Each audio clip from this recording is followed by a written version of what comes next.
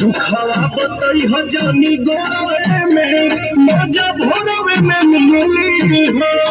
हाँ सट बुझे लाहे लाहे कोरवे में नोट गोरवे में मिली हो। गिनत जइया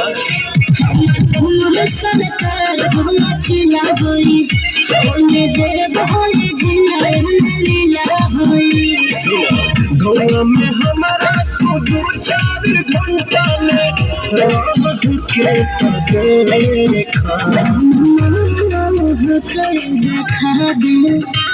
तू